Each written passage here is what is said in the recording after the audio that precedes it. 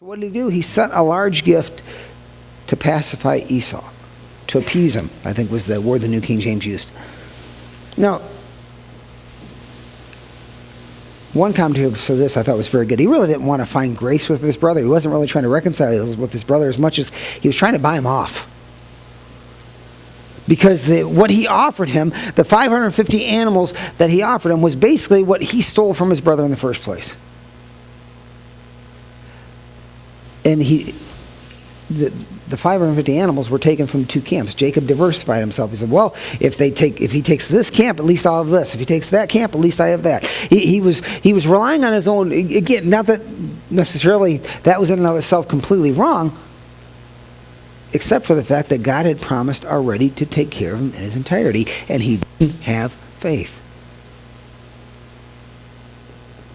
But more tragically, Jacob was he called his brother his Lord and said he was his servant, which isn't humility as much as it was he was willing to even give up the place that God had given him.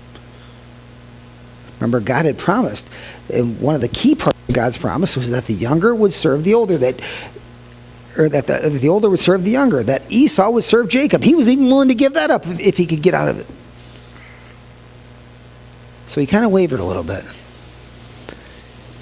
See, the final thing that we need to understand from this is he didn't need to appease his brother, because God made a promise and God was going to keep that promise. Folks, I think one thing to understand when we go through a difficult situation, God always keeps his promises. You and I, because we're human, we can't always keep a promise. We sometimes might make a promise that we intended to keep fully, and circumstances came to play that kept us from keeping that promise. Maybe it's weather related, maybe it's car related, maybe it's financial related. Things out of our control that keep us from keeping our promises. Folks, have you ever thought about nothing ever happens that God doesn't know about that he couldn't keep his promise? God made the promise, but Jacob's thinking, you know what? Yeah, God, you made this promise, but man, Esau's army's big. God knew what Esau's army was when God made the promise. In fact, God is the one who flourished Esau himself. So when God makes a promise to us, and we see the promises in God's word, for instance, that God's going to take care of us in a difficult economy, we think, yeah, you promised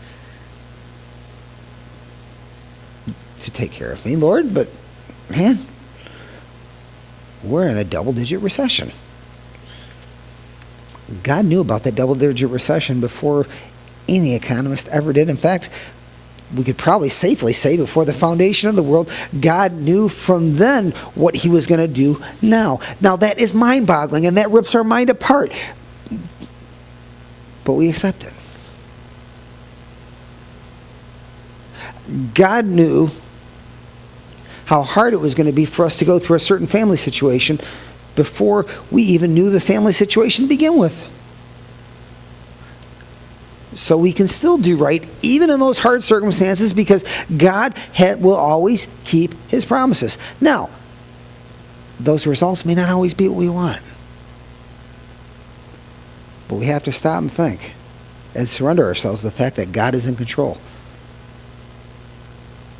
Chuck closed his Sunday school lesson this morning with the conversation between God and Job. The conversation where Job was getting a little frustrated. And God says, were you there when I laid the foundation of the world?